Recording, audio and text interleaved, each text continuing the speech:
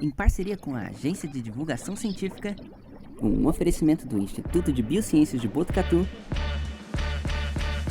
Começa agora o Por Acaso, onde cada caso é um caso. Apresentado pela Gabriela Larissa, ou derramada pros íntimos. Bom dia, boa tarde, boa noite. Sejam bem-vindos a mais um episódio do Puro Acaso, onde cada caso é um caso. E o caso de hoje é uma coisa aterrorizante para a maioria dos cientistas: pseudociências. Então, para falar desse assunto, temos ninguém mais, ninguém menos do que ele, Arthur Gasparindo, estudante de biologia, divulgador científico e um grande pesquisador sobre pseudociências. E, fazendo companhia ao nosso convidado / co-anfitrião, temos Vinícius de Oliveira, um grande filmador de podcast, estudante de física médica e vagamente interessado em pseudociências. E um cara bem engraçado. Olá. Olá, e um grande ignorante também. E essa é a minha função hoje, o burro. É sobre isso. Então, para a gente falar desse tema, que é um tema bastante polêmico, eu queria saber primeiro como vocês percebem esse trabalho que a gente está fazendo aqui. Se tem alguma coisa que vocês acham que pode não ser bem recebida pelos telespectadores. Eu acho que com certeza vai ter muita coisa que não vai ser muito bem recebida pelos espectadores, especialmente pela situação legal desse tema aqui no Brasil. Inclusive, curiosidade, a gente queria muito chamar pessoas aqui, mas é difícil achar pessoas que estejam dispostas a destruir a própria imagem na universidade. Então vai a gente que já não tem nenhuma imagem a zelar. Eu acho que esse episódio, como muitos outros episódios, ele vai ser tão problemático quanto, pois ele traz uma coisa que todos os episódios trazem, que é opinião. Ou coisas que são percebidas como opinião, no caso, hoje nem tanto. De fato, de fato. Geralmente a gente traz opiniões sobre filmes, sobre gostar e não gostar, mas não sobre ciência. De fato.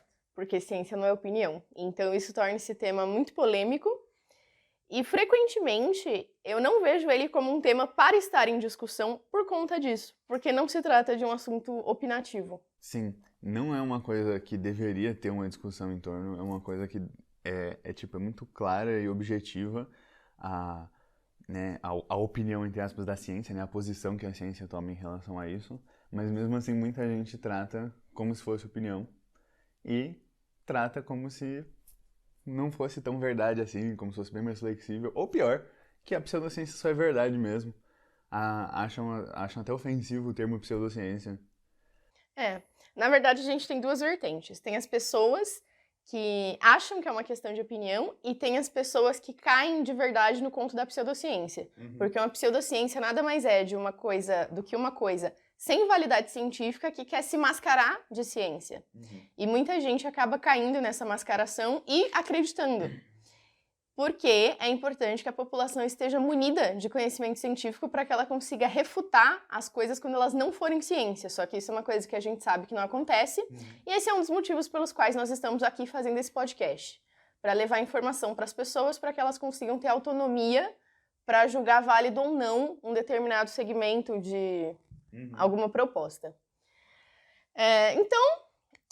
Considerando os nossos ouvintes, acho que hoje a gente pode gastar um pouquinho do tempo falando das pseudociências óbvias, que todo mundo já sabe que é pseudociência, mas tem gente que não quer aceitar, e falando um pouco também das não óbvias, que talvez seja novidade para muitas pessoas de dentro da área acadêmica também.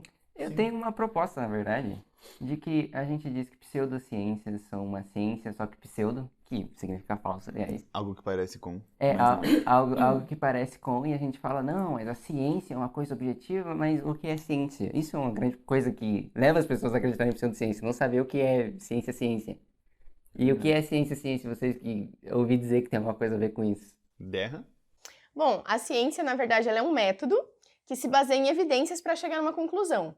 Então, quando você vai fazer ciência, você sempre parte de uma questão que você quer descobrir, cria uma hipótese e você precisa testá-la. Só que a forma que você vai testar ela não é de qualquer jeito. Você precisa considerar várias coisas quando você vai produzir ciência, e são essas coisas que tornam esse método confiável. Então você precisa, por exemplo, criar um comparativo, Se você quer, de repente, saber se um tratamento funciona, você precisa observar, por exemplo, uma pessoa recebendo tratamento com aquela doença e uma pessoa não recebendo, para que você compare e você tire, por exemplo, a questão da história natural da doença do tratamento que você está avaliando. A história natural da doença é a progressão natural de uma doença.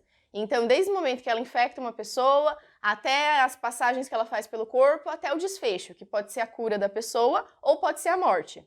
Então, toda doença tem a sua história natural, que tem esses dois desfechos possíveis. E aí, para eu descobrir se meu tratamento é eficaz e se eu não estou só assistindo a história natural da doença ocorrer, eu preciso ter um controle em que eu consiga observar essa história natural da doença.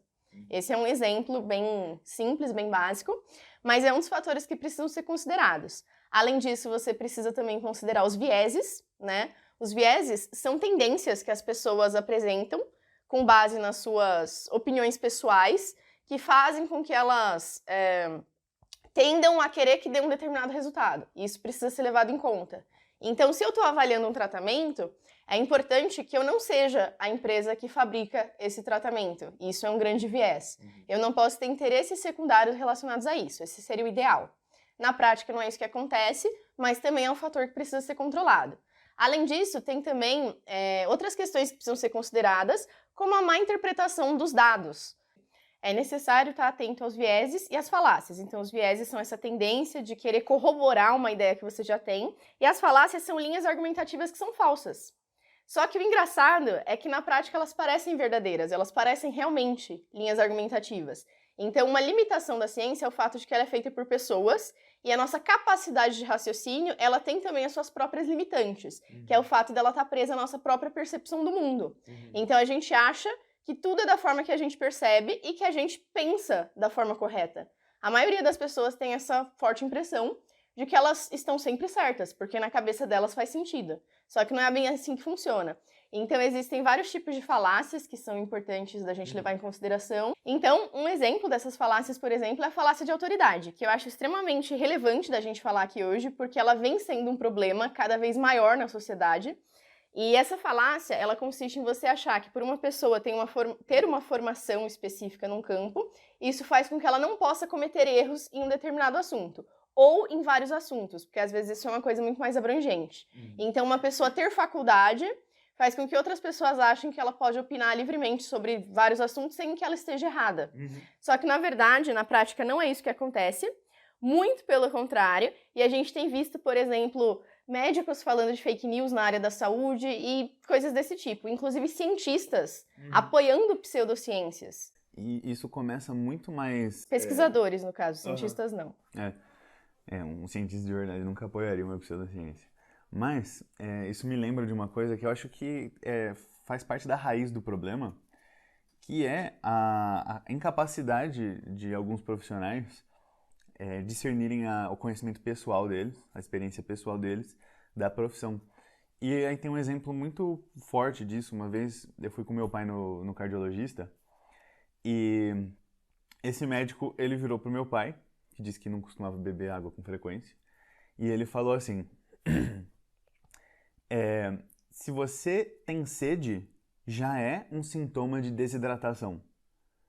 Então você tem que beber água sem estar com sede. E assim, isso é objetivamente falso. Não é assim que nosso corpo funciona. Sede você sente quando você precisa de água. E desidratação é muito à frente disso. Então, das duas, uma. Ou ele estava repassando algum conhecimento popular, uma coisa, sei lá, que a avó dele contou pra ele e que ele só assumiu como verdade, porque ajudou ele a beber bastante água quando ele era criança. Ou ele estava mentindo pro meu pai para convencer ele a beber mais água. As duas coisas são igualmente ruins. Ou ele aprendeu errado na faculdade de alguém que aprendeu errado em algum outro ponto e aí ninguém pensou sobre isso e não refutou. Sim. Então, falando ainda sobre o que é a ciência ela é uma coisa que requer muito o exercício da nossa capacidade crítica. Então, é importante que as coisas sejam questionadas. Pode ser, porque a informação ela passa, vai de uma pessoa para a próxima, para a próxima, para a próxima, para a próxima. Se for uma informação falsa, ela só vai deixar de ser repassada no momento em que alguém virar e falar, peraí, eu preciso testar se isso é verdade. Ou, eu acho que isso não se encaixa com os outros conhecimentos que eu tenho até aqui. será que meus outros conhecimentos estão errados ou isso aqui não se aplica? Vou precisar investigar, vou precisar pesquisar, vou precisar me informar. Sim. Então, eu acho que eu diria que a função do cientista, em alguns aspectos, é muito quebrar essa cadeia de passagem de informação sem visão crítica. Porém, a visão crítica é uma coisa que está ao alcance de todo mundo e que todo mundo precisa exercer. E é por isso que a gente faz divulgação científica também. Eu acho que uma coisa muito, muito maneira disso que você falou, que é que a ideia da ciência é quebrar essas ideias que não vieram, que não foram tão pensadas de antes, e muitas fake news, essas coisas, elas se baseiam na ideia de que os cientistas estão reproduzindo ideias que vieram antes deles. E eu acho estupendo quando eles dizem isso, porque a pessoa que disse isso não conhece um cientista, mano. Porque, mano, me diga o cara que não quer ser o cara que vai descobrir que gravidade, na verdade, não é bem assim. Não tem gravidade, mano. Sim. Me diga o cientista que não ia querer fazer isso. Então, quem fala isso é completamente maluco. Eu acho muito engraçado. E uma outra coisa muito legal do que você disse sobre o que é ciência, de que ela é um método, de que a gente tem que tentar procurar a objetividade, isolando as coisas e afastando viés e tudo mais. E esse é um grande desafio para quem está fazendo ciência, né? E dá muito valor para uma coisa que é, tipo, criar protocolos, dizer, como que você avalia isso sem ter o efeito daquela outra coisa? Isso é uma coisa muito legal, né? De fazer ciência, parece que é a maior parte do trabalho, né? Eu acho. Sim. Não sei, eu nunca fiz essa tal ciência aí. Sim, você controlar, né, as variáveis de um experimento quando você está mexendo com ciências da natureza é extremamente crucial. Se você não isola os fatores, você não consegue concluir nada, porque você não sabe o que está agindo ali. Então você não consegue sair numa direção, você não consegue chegar em lugar nenhum. Você consegue dizer, por exemplo, que isso aqui aconteceu, não sabemos o porquê, não sabemos que influência isso teve. Sim. Então... Mas eu acho que é interessante a gente começar com pseudociências ainda mais óbvias e ir progredindo, parece que vão incomodando um pouco mais. Porque tem muitas das que a gente vai falar hoje que elas não são consideradas como pseudociências por muita gente.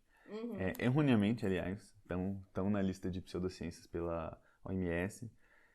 São consideradas mundialmente como pseudociências, como coisas alternativas, enfim. Mas eu acho que é legal começar pela mais óbvia, para quem é mais chacota, que é a Terra plana. Né? Isso é uma coisa que ela é óbvia para todo mundo, assim, que tem um mínimo de instrução.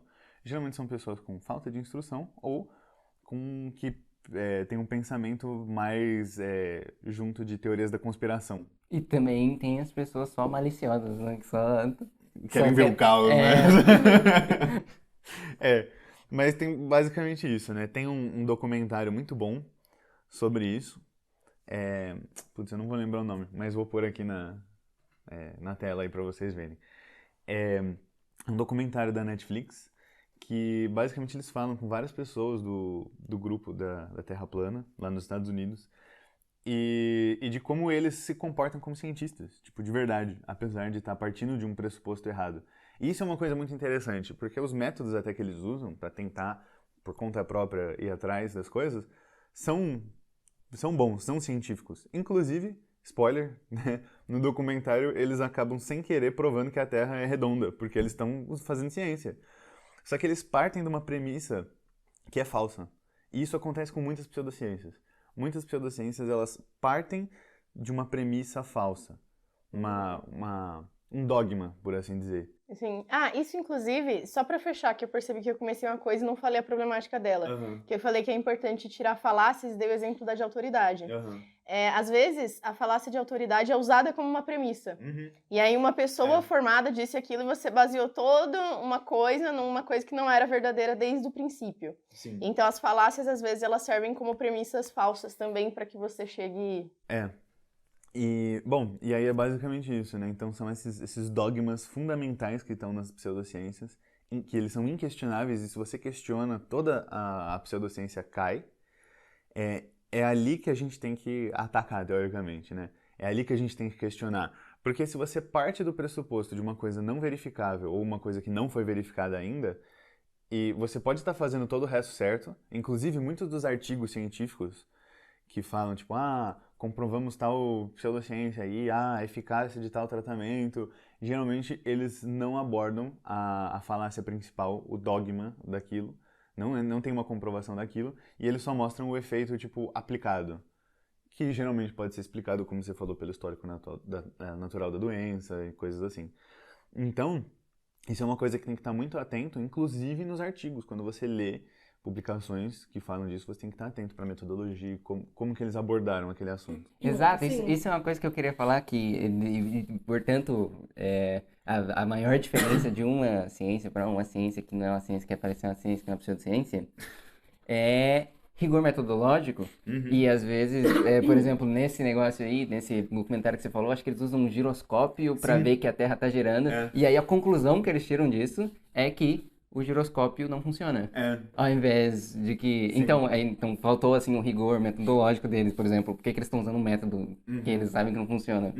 E esse tipo de coisa. Então essa é a maior diferença. Existem sim artigos dizendo que coisas que a gente vai dizer aqui que não são.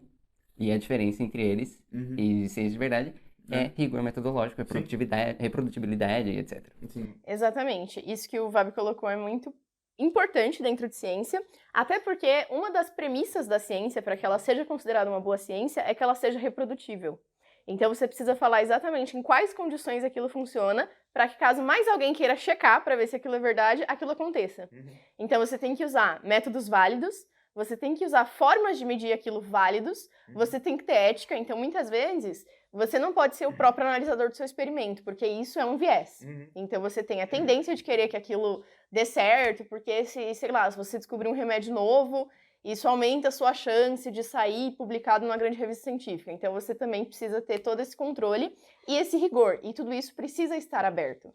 Então, uma característica fundamental da ciência é a transparência.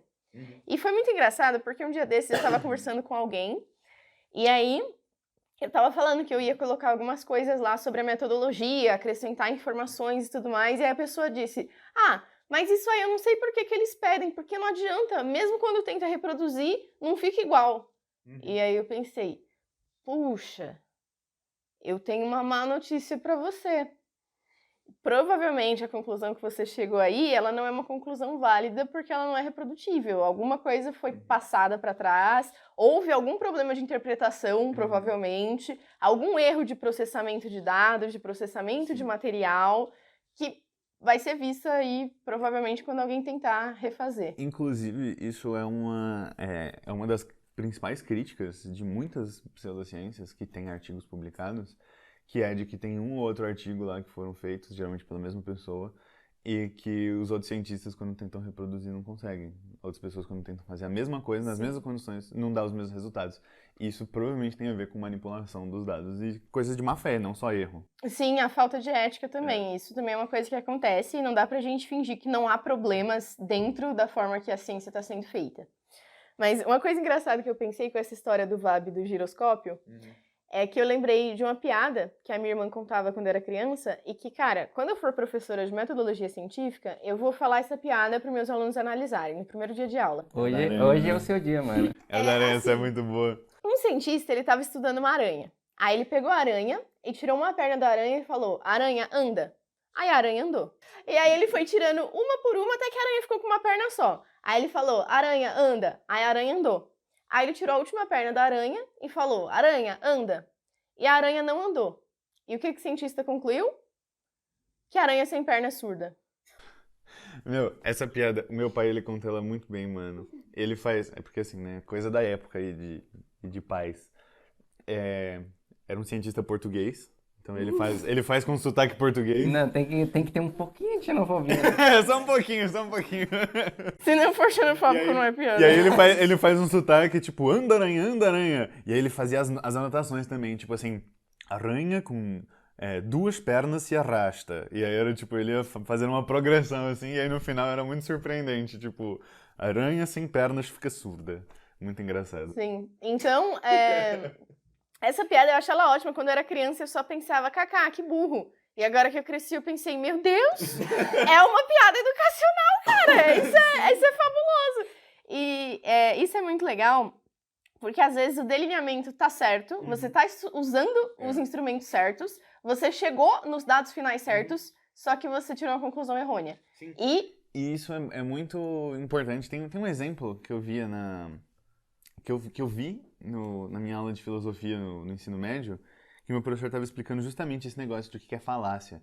Que ele estava explicando aquelas coisinhas lá, se P, então que, né? Tipo, uma preposição, então uma conclusão. E aí, tipo, tinha um exemplo que era, se choveu, a rua está molhada. Isso é verdade, né? Se choveu na rua, a rua fica molhada. Só que aí, se você inverte, se a rua está molhada, então choveu, isso já não é verdade. Mas se você usar isso, isso é uma falácia. Porque é uma coisa que leva a acreditar isso, mas que não é verdade. Porque pode, por exemplo, sei lá, alguém ter lavado a calçada, aí pode ter passado um caminhão-pipa lá, coisas assim, né? Tem outras coisas que podem explicar isso. Sim. Então... E essa coisa da conclusão, é importante a gente comentar que tudo que é feito em ciência, para que vire um conhecimento que vai ser publicado, que vai estar ao alcance dos outros cientistas, ela precisa passar por uma revisão por pares. Então você não pode ir lá pegar, concluir que a aranha sem perna é surda, colocar lá e sair falando isso para as pessoas porque você aplicou o método científico.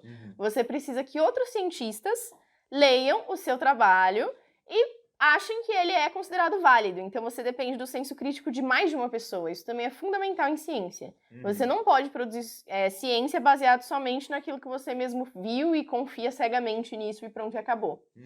E eu acho que, inclusive, uma das habilidades fundamentais do cientista é saber reconhecer quando ele está errado. Então, ciência não se faz a partir de teimosia, não é sobre querer estar certo, é sempre sobre querer descobrir. Se tem alguém fazendo ciência para chegar numa conclusão, essa pessoa não tem condição de ser um bom cientista. Então, a coisa mais legal em ciência, inclusive, é o debate de ideias, porque isso enriquece e vai trazendo mais e mais perspectivas, mais coisas para você colocar em pauta do que você precisa eliminar ou precisa adicionar para fazer um bom modelo, e torna as conclusões mais válidas, né? Sim. Tornam elas mais propensas a não ser refutadas. E eu acho que é isso. Esse foi um dos grandes aprendizados que eu tirei com ciência.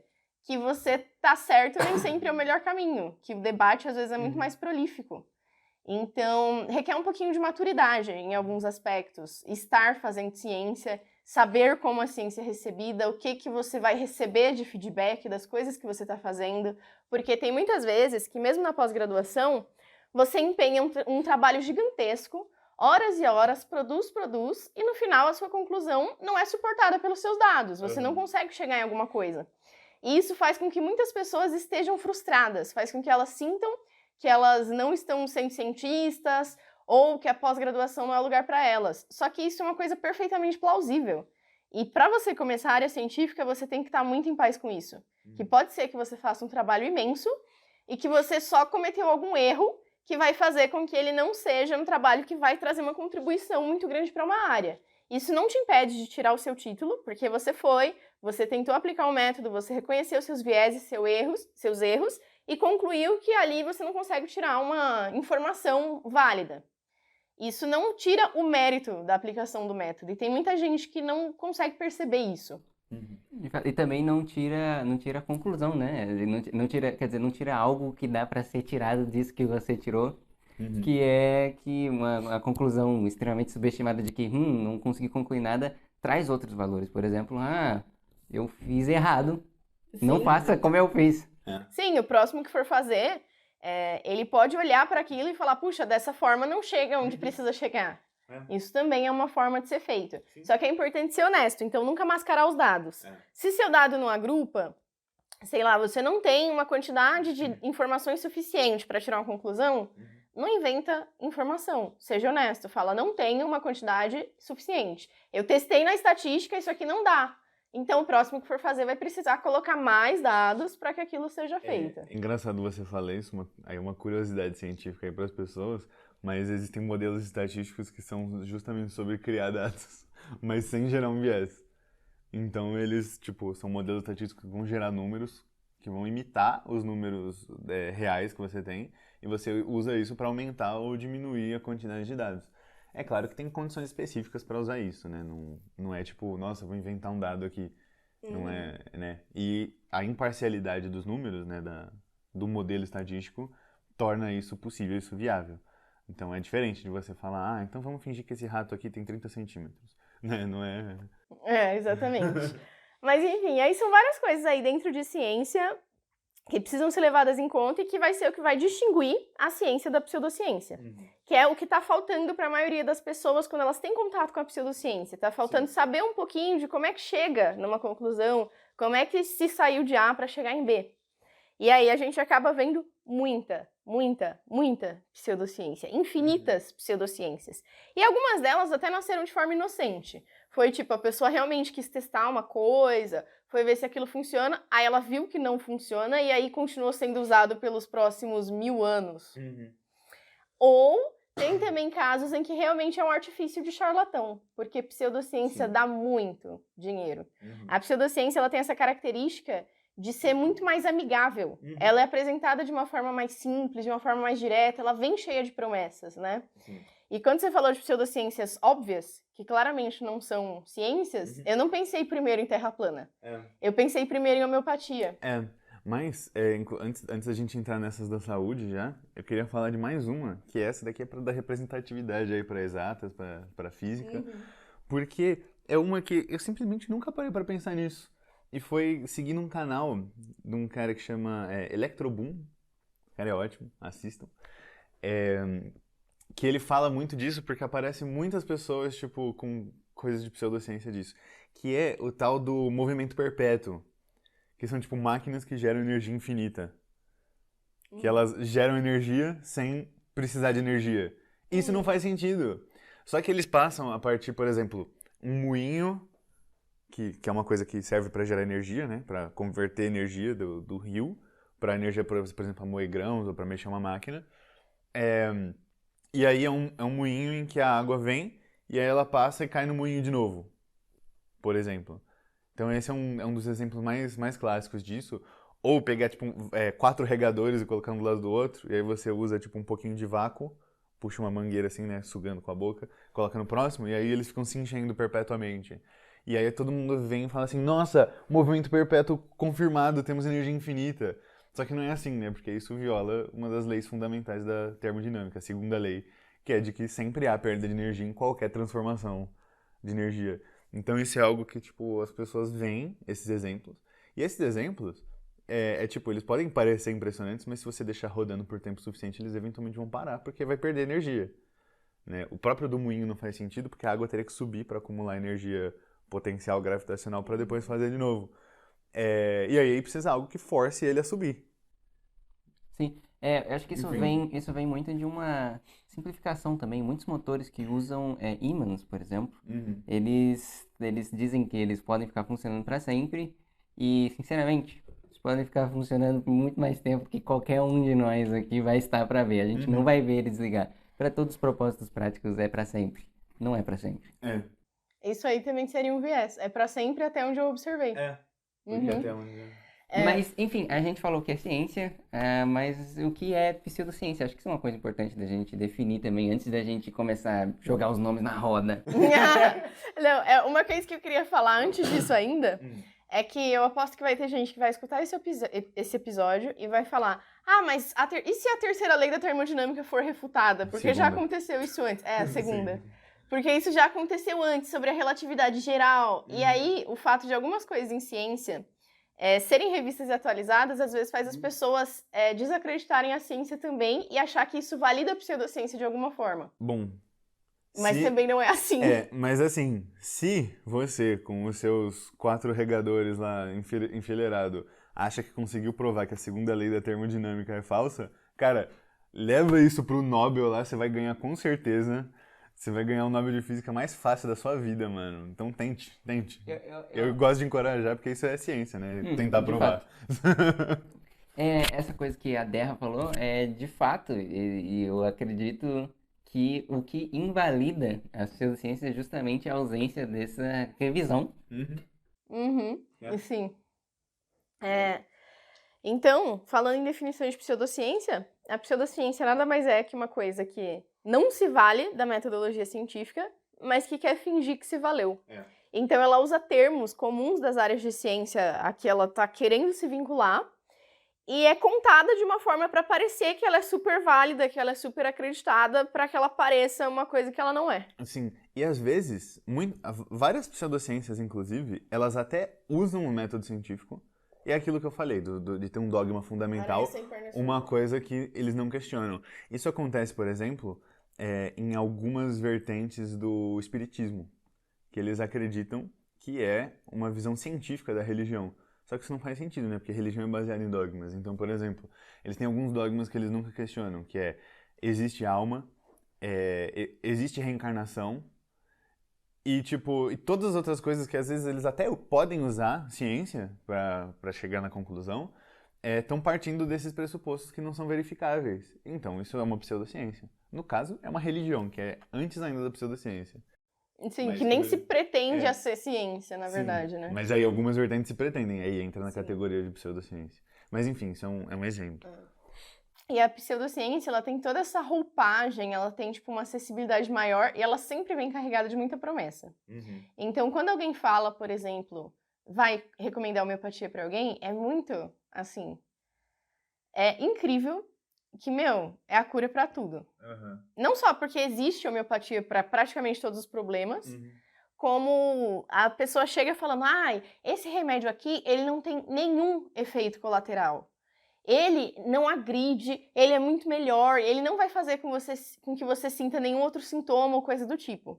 Por quê? A maioria dos remédios, eles têm efeitos colaterais, né, que a gente chama agora de efeitos adversos, que é outras áreas do seu corpo que vão ser afetadas por aquele medicamento que não é a área em que você precisaria que ele agisse necessariamente.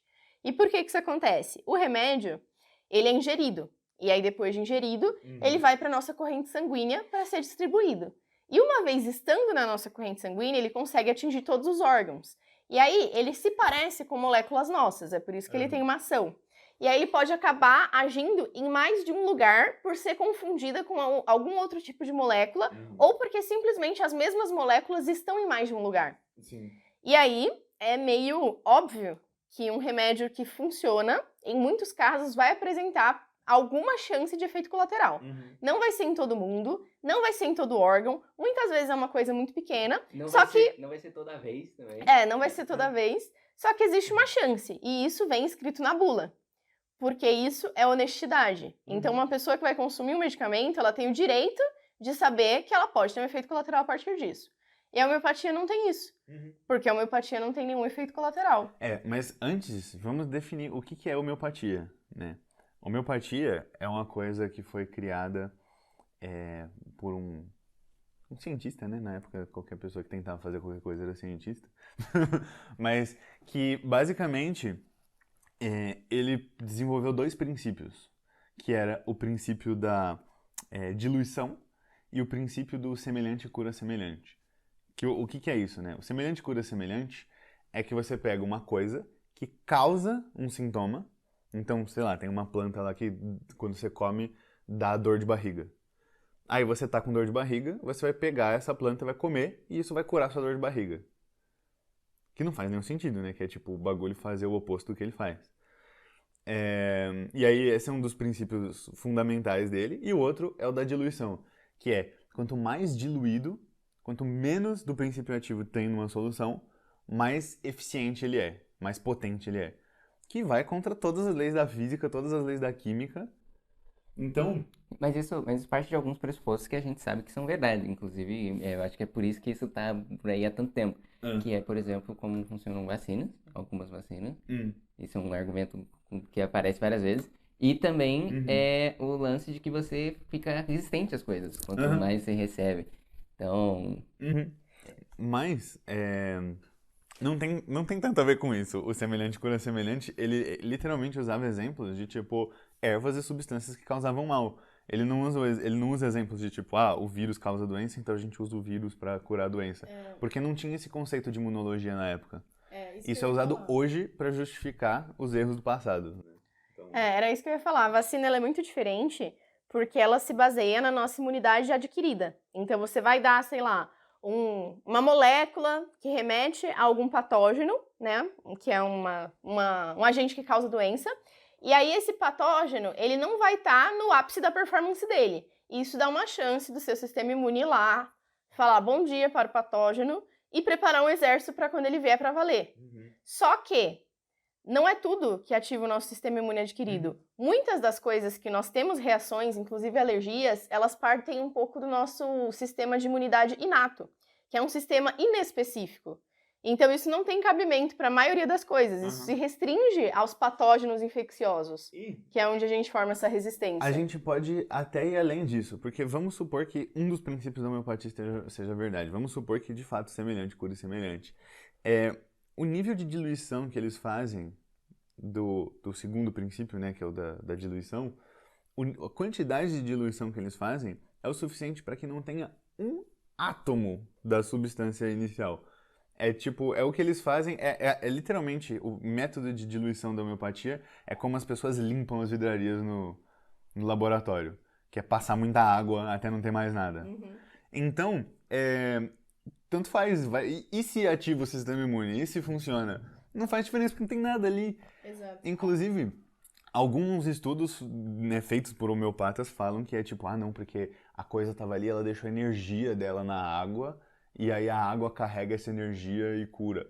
Isso não faz o menor sentido, porque isso é um dogma, não é verificável. Eles partem desse pressuposto para fazer os estudos. Sem contar que muitos estudos de homeopatia, eles revolvem em torno de comparar, então, sei lá, eu lembro de um muito específico, eu até tive uma discussão com uma pessoa sobre isso, que a pessoa estava falando, não, porque a homeopatia funciona, tem um estudo. Pegou o estudo lá e me mostrou, aí eu fui ler o estudo, e era infecção urinária, certo? A pessoa tinha uma infecção na bexiga, curava uma infecção. Aí você já fica, meu Deus, homeopatia com infecção, que é isso? E aí não era isso, era 2 grupos, os 2 tomando antibiótico, um com homeopatia e um sem homeopatia. E aí era avaliado perguntando pra pessoa se ela se sentiu melhor. E as pessoas que tomavam homeopatia diziam que se sentiam melhores, apesar de todos eles terem sido curados por causa do antibiótico. E esse foi o estudo. Uma analogia que eu acho muito interessante é um texto que saiu no IQC sobre homeopatia, que o título dele era, acho que era o título, Uma aspirina diluída no oceano. Que é mais ou menos isso o que você está ingerindo quando você toma aspirina, quando você toma homeopatia. Isso seria muito engraçado, porque era só pegar um comprimido de todos os remédios que existem e colocar no oceano, e aí toda vez que alguém ficasse doente era só tomar um golinho da água do mar e estava curado de tudo. Se a farmacologia não existisse, os remédios não interagissem. Se a homeopatia fosse verdade, isso daria certo. Sim. Então. E isso é engraçado. Acho que uma vez você me disse que se a homeopatia fosse verdade, toda vez que a gente bebesse água num copo, a gente ia ser intoxicado por detergente. Ou por qualquer coisa, porque a água já tocou tudo. A água, ela é a mesma água que está no planeta desde sempre. Então a gente seria infectado por tudo, e morrer. Não faz sentido. E a homeopatia, o que mais fala contra ela, além dela se basear em princípios que não são verdadeiros, é o lance da história natural da doença, que eu comentei já, e também a questão do placebo. Que isso às vezes realmente pode fazer diferença. Sim. A pessoa sentir que ela está sendo tratada faz com que ela se sinta mais confiante e se sinta melhor. E eu já vi pessoas, não vou citar nomes, é claro, mas já vi pessoas falando de que, não, placebo é só o que a ciência não explica ainda. Ou placebo é efeito sim, então se tá funcionando, continua usando. Isso é uma vergonha, cara, é uma vergonha pra profissão da pessoa. Uma pessoa que se diz cientista da área de biológicas falar um negócio desse. Eu acho completamente descabido. Sim. E aí, a gente entra no segundo problema da homeopatia. Que é, né, o segundo, né, o 12º, sei lá quantos problemas tem a homeopatia. Mas no problema de que, beleza, ela é vista como medicina alternativa, então, por exemplo, a Organização Mundial da Saúde, ela recomenda, fala assim, não, se você quer usar, você pode usar, mas ela não deve substituir um tratamento. E é assim que ela é abordada hoje em dia, como uma forma complementar. Só que eu acho que mesmo isso é muito perigoso. Por quê? Por uma questão de princípios. Porque a homeopatia, os princípios dela, o que diz que ela funciona, vai contra todos os princípios da farmacologia e todos os princípios da química. Então, não faz sentido você tomar ela em complemento com um fármaco normal. Porque isso basicamente está dizendo que ou você não acredita que o fármaco normal vai funcionar, ou que você não acredita na homeopatia. Porque elas são antíteses uma da outra. Não faz sentido uma funcionar e a outra não, se elas têm princípios fundamentais opostos. Né? Então faz sentido uma funcionar e a outra não. Não faz. De fato, só faz. É a única Enfim, coisa que eu faz falei errado, sentido. mas vocês entenderam. Entendemos. Sim, só que esse negócio do placebo Além de que a gente já sabe o que ele é, que é tipo, é uma falsa impressão, na verdade. Nem dá pra saber se realmente ajuda no tratamento ou não. Ou se é só uma questão da pessoa estar mais otimista, ou uma questão assim. Só que a outra questão do placebo é que ele não acontece em todas as pessoas.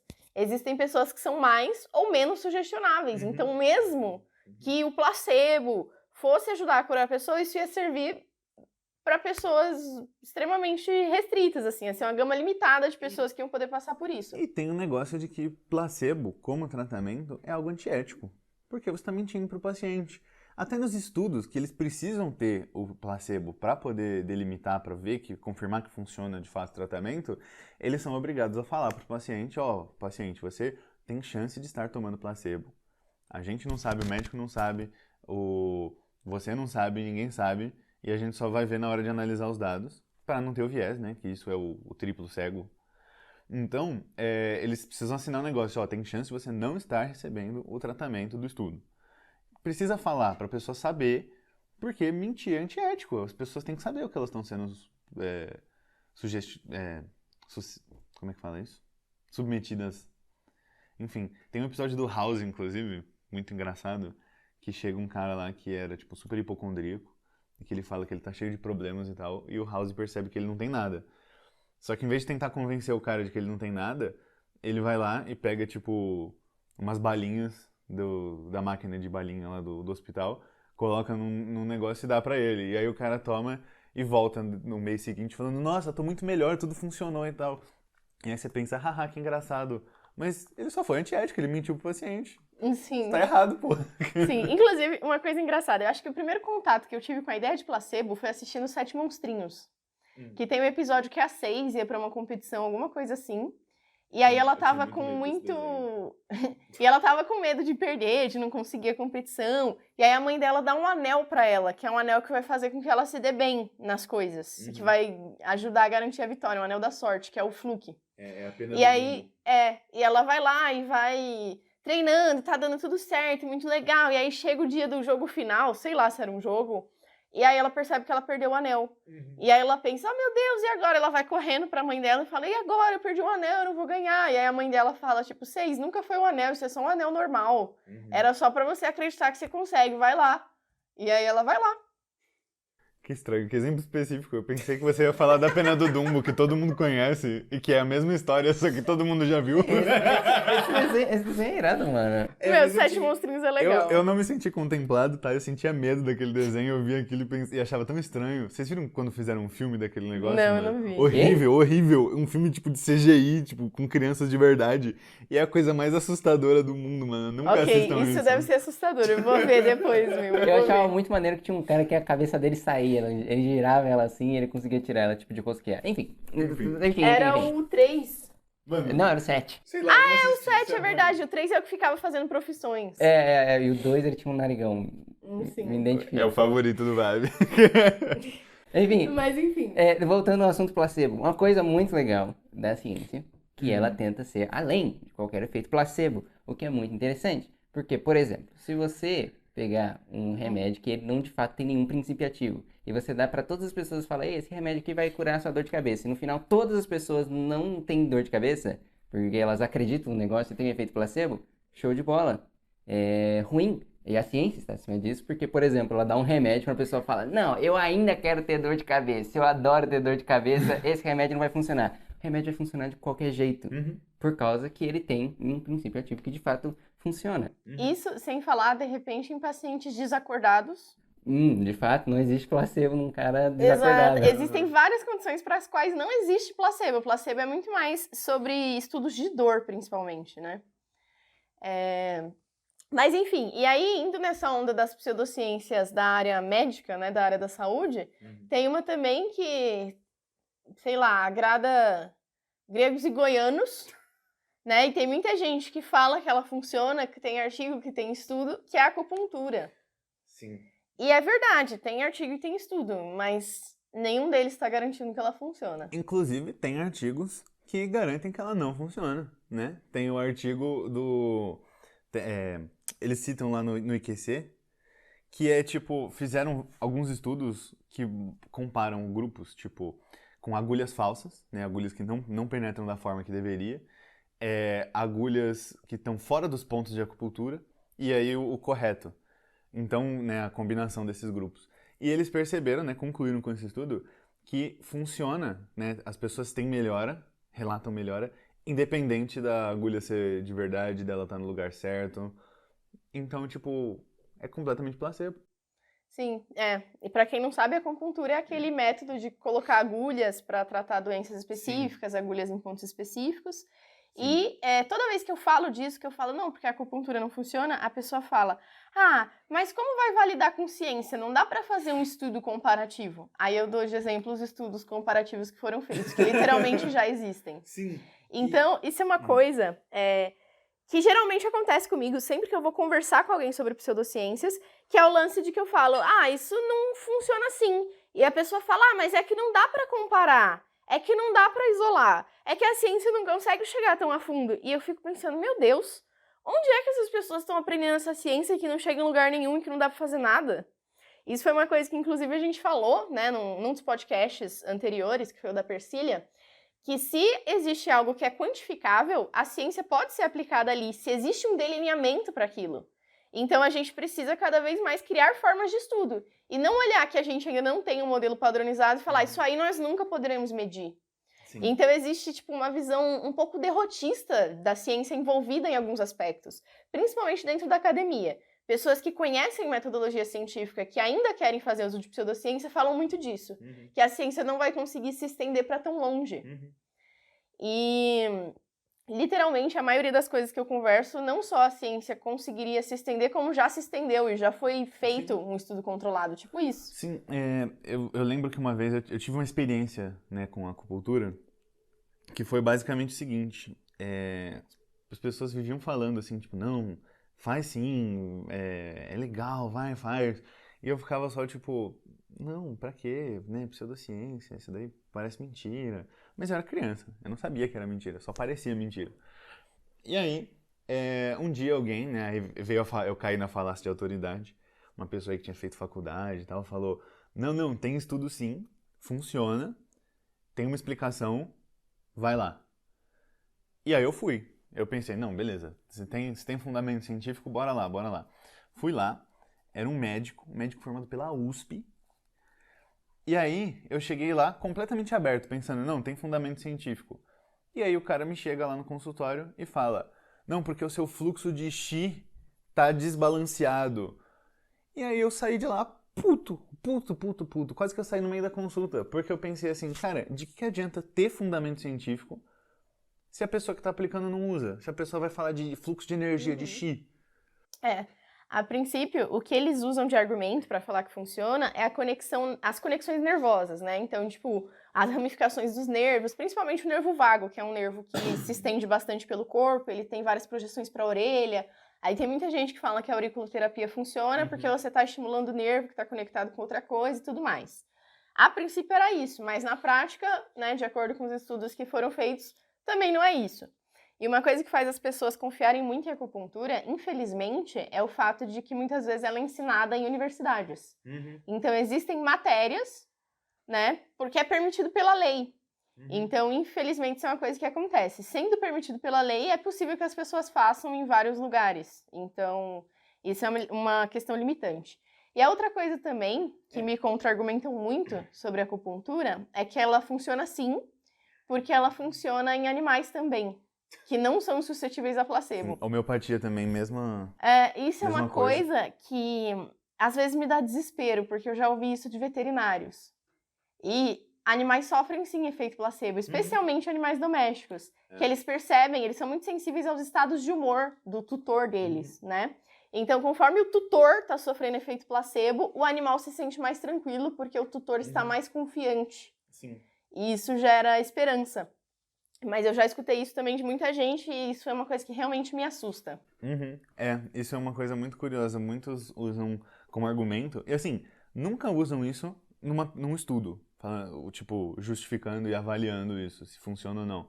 Eles simplesmente falam, né, aplicam nos animais, aplicam em criança, e falam, viu, ó, funcionou na criança, a criança melhorou, funcionou no animal, o animal melhorou, então não precisa de estudar com efeito placebo porque não está sujeito ao efeito placebo. Isso não faz nenhum sentido, né? Justamente pelo que você falou. Inclusive já falaram também, mas acontece com animais selvagens. Porque você faz acupuntura no animal selvagem atirando dardo nele. E não tranquilizando ele antes, colocando ele sedado. Enfim. São coisas, enfim. Existem muitos questionamentos. O IQC é uma excelente fonte para ler sobre pseudociências. Lá tem várias referências interessantes. E os textos são super acessíveis. Então lá tem texto da homeopatia. Na verdade, eles têm um dossiê que eles divulgaram no dia da homeopatia. Nossa, sim. Eles têm um dossiê inteiro falando do porquê que a homeopatia não funciona. Não é do porquê que não funciona. Era refutando, estudo por estudo. Todos os estudos que alegam que ela funciona, eles estavam refutando, apontando falhas metodológicas, né? Fizeram toda uma revisão sistemática, compararam tudo e mostraram que cada um deles não funciona. E, assim, o fato disso ter entrado no SUS é uma piada. O Brasil é uma piada por causa disso, no mundo. Porque, sabe, a homeopatia, até os países lá que inventaram isso, estão hoje falando, gente, pelo amor de Deus, não usa isso, que eles têm a reputação deles a zelar, né? Você vê a Alemanha falando, tipo, por favor, não faça as coisas do Bert Hellinger, ou que é da constelação familiar, a gente fala isso daqui a pouco, ou da homeopatia, que se não me engano, acho que foi inventado na França, a França lá implorando, gente, por favor, não usa isso, porque eles não querem manchar a reputação deles. Os caras já tiraram os sistemas de saúde deles, já baniram, não querem que as outras pessoas usem, porque não tem evidência científica, não tem por que usar, e o Brasil vai lá e coloca isso no nosso sistema único de saúde. E isso é um problema muito grande, porque não só incentiva o uso, como se destina a verba pública. Nós estamos pagando para as pessoas terem acesso a coisas que não funcionam e que são desonestas. Sim. É tipo, é um dinheiro jogando fora. Sim. Aliás, não sei se eu falei, mas o IQC é um Instituto Questão de Ciência, para quem quiser realmente procurar, vale muito a pena. Os textos são ótimos, super simples, dá para entender bem legal o conceito. E lá tem um texto também que foi uma sensação quando eu compartilhei no meu Facebook, que é o texto falando da quiropraxia. Ah, sim. Quiropraxia é uma das coisas aí que também são pseudociências e que ninguém nunca se pergunta, porque é uma coisa que as pessoas acham, tipo, beleza, tipo, creque no pescoço, faz uma massagem gostoso lá. estralar.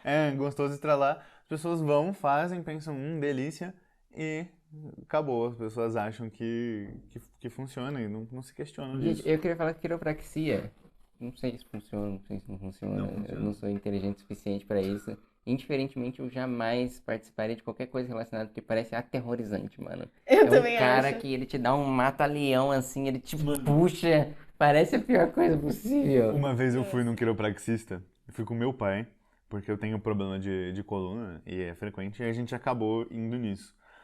E aí, era muito engraçado, porque o cara era cego. Maneiro. Era tipo um quiropraxista cego. Foi uma experiência muito interessante, mas no final dela eu já pensei, talvez isso não funcione.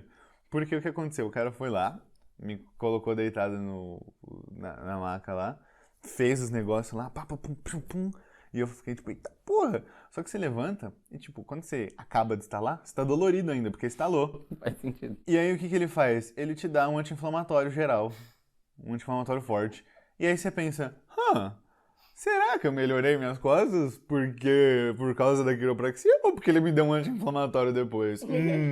Sim, inclusive não só a criopraxia não ajuda, como ela atrapalha. Ela aumenta a chance de ter acidente vascular cerebral. Sim, e tem perigo de dano nervoso também. Tem vários casos de causar por paralisia, porque quando você mexe na cervical, você mexe na coluna, esse manuseio que o quiropraxista faz, ele não tem precauções de verdade. E aí muita gente chega e fala, não, mas esses exemplos aí, fulano ficou paralisado, é porque o quiropraxista era ruim.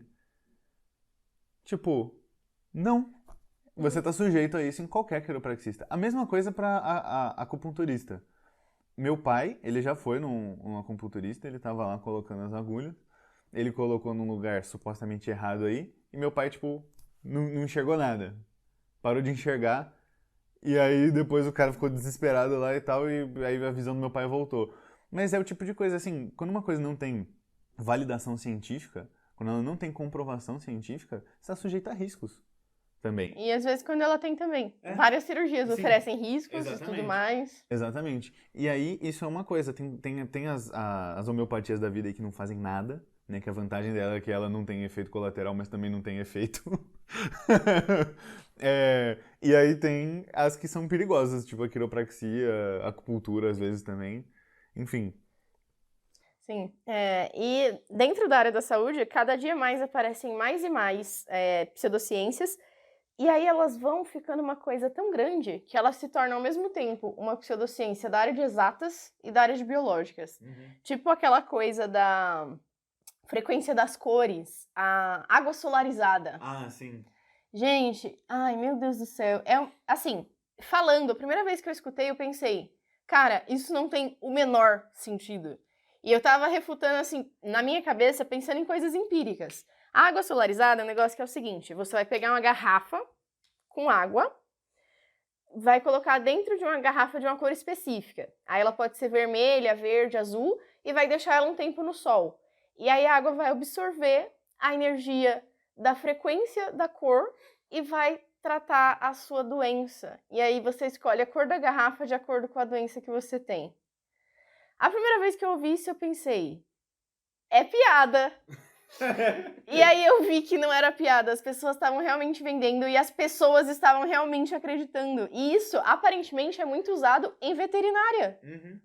Então, tipo, você deixa a água no sol e depois dá pro seu cachorro. Se isso fosse verdade, tipo, todo mundo que tem uma garrafinha colorida estaria 100% do tempo medicado. E, cara, isso não faz sentido de tantas formas possíveis que eu não sei nem por onde que eu começo a explicar. Isso sabe? faz zero sentido, porque você poderia só usar uma garrafa transparente e absorver todas as frequências de luz. Exato! E você estaria o tempo todo curado de tudo. Não faz nenhum sentido. Meu, pra esse negócio ser construído, a pessoa precisa não saber o que é uma frequência luminosa, o que é uma água, Não, o que é uma doença. O que é uma cor. Eu não sei. eu não vou citar nomes, estou evitando muito citar nomes de todas as coisas assim, mas eu já tive uma discussão uma vez no Instagram de uma pessoa aqui da Unesp que aplica isso. E eu tava, tipo, lá perguntando assim, meu, mas o quê? Como assim e tal? E a pessoa ficou me prometendo de mandar artigo. Isso foi engraçado.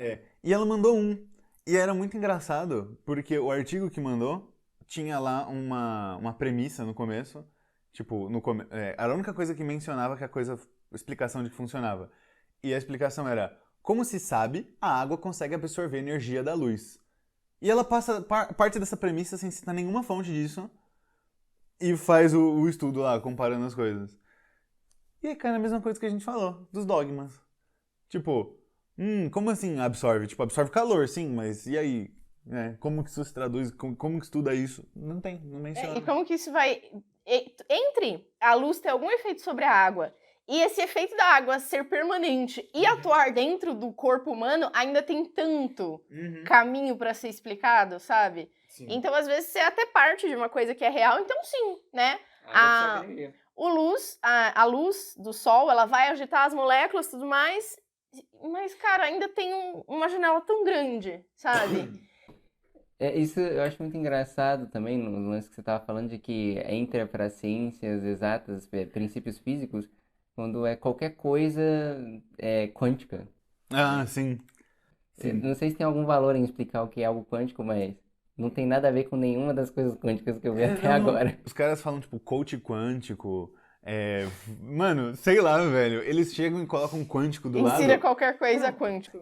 As coisas quânticas, essas pseudociências quânticas, elas são um exemplo ótimo de pseudociência. É o exemplo mais descarado. Porque só tenta enganar, né? Porque Não tem a palavra quântica tá ali só pra parecer científico. Só isso, que é o que uma pseudociência faz, né? Uma coisa que não é científica, que tenta parecer científica. E é isso. Mas assim, as coisas quânticas, assim, essas geralmente são charlatões descaradamente, né? Não tem uma pessoa que, tipo, realmente acredita nisso e aplica. É uma pessoa que tá tentando roubar mesmo das pessoas. Só que uma coisa muito curiosa, tem um mágico, na verdade, um mágico lá na Inglaterra, que, se não me engano, acho que o nome dele é Darren Brown, alguma coisa assim, que ele fazia, né, ele usava os conhecimentos dele, que ele era um mágico ótimo, ele era um mentalista, né, que ele usa coisas que fazem parecer leitura mental, enfim. E aí, ele usava os conhecimentos dele, como mágico, para ir desmistificar pseudociências e charlatões com base na experiência dele.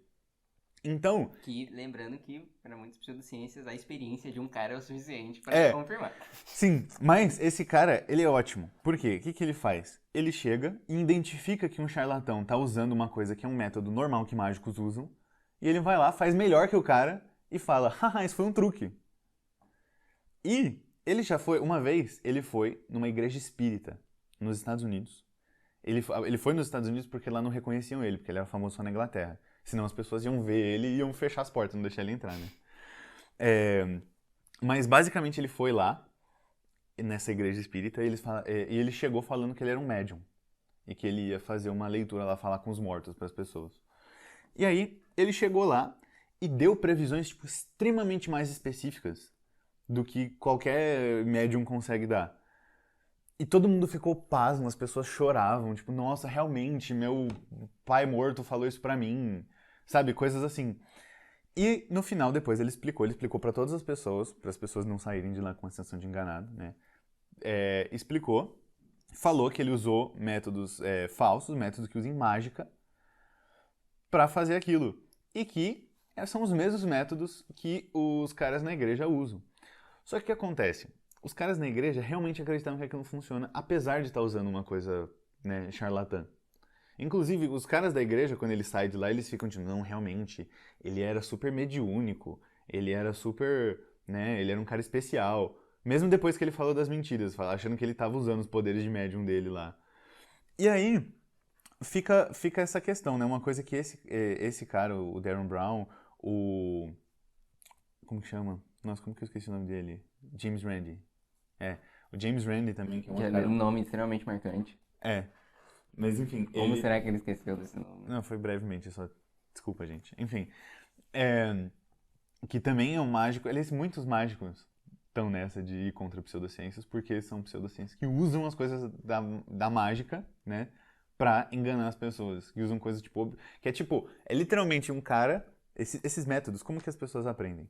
Tem um cara que foi lá, fez isso ao máximo, enganou as pessoas ao máximo até ele ser pego, preso. Aí ele sai da cadeia e precisa ganhar a vida. E o que ele faz? Ele escreve um livro sobre os métodos que ele usou e publica.